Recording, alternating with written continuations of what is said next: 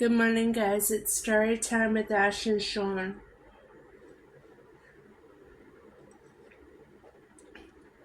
Today I'll be reading Chapter 2, Caleb, from hers. The second book in the Blood Ties series from A.K. Rose.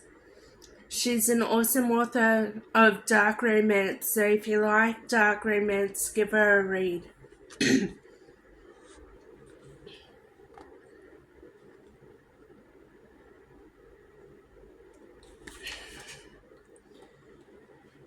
Bad, but how bad was it? I lowered my head into my hands and froze. Blood was drying in the crease of my fingers, staining the nail beds underneath my fingernails. You, the two who brought the stab victim. I lifted my head to the two cops standing in front of me. Yeah, Tobias answered, taking a step forward, protecting me. He's our brother. Want to tell us what happened? One of the cops asked. Have no idea, I answered. I didn't know he was stabbed until I opened the car door and saw the blood.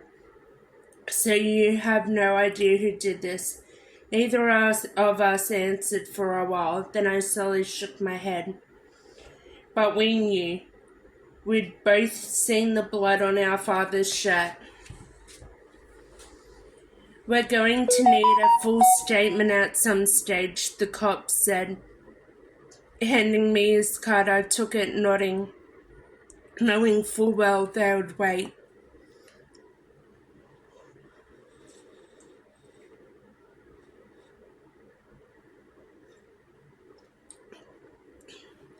Because they weren't the only ones who needed answers. We were.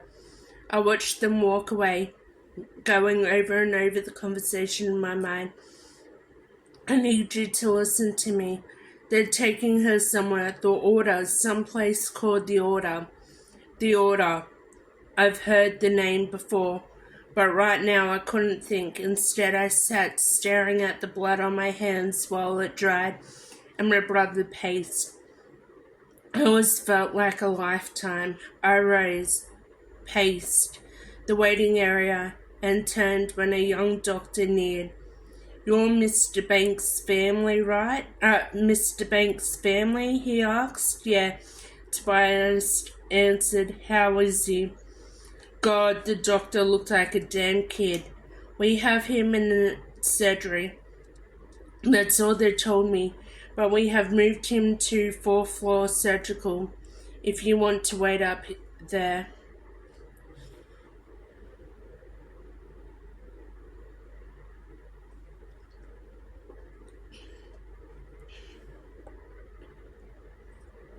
I just nodded. Sure.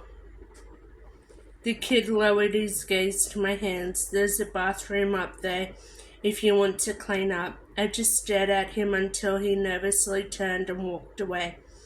After a few minutes, we made our way up to the floor 4, stopping at the vending machine to grab coffee before we found some vacant seats in the waiting room.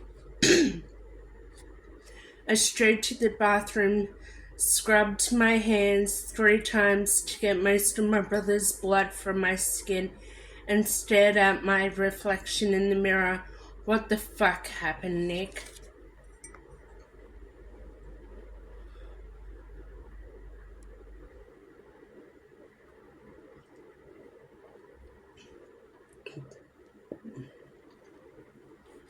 Were they attacked? They had to have been. He'd never let her go. Not knowing my brother, he'd fight. No, he would fight.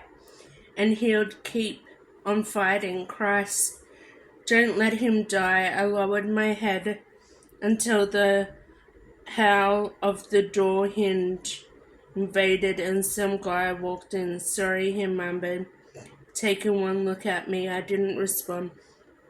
Just yanked the door open and walked out, finding Tobias pacing in the hallway, running his fingers through his hair once more. If he kept doing that, he would end up bald if he wasn't careful.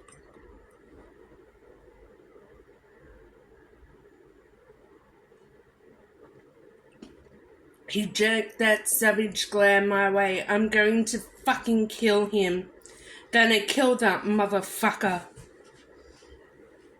I couldn't stop it, I just cracked, grabbing him by the shirt and yanking him closer. I kept my voice low. Hey, that's our fucking dad you're talking about. T looked me straight in the eye. He's not my father, hasn't been for a long goddamn time, Callum. It's about time you wake up to that. I stared at my baby brother and tried to figure out where this all had gone wrong.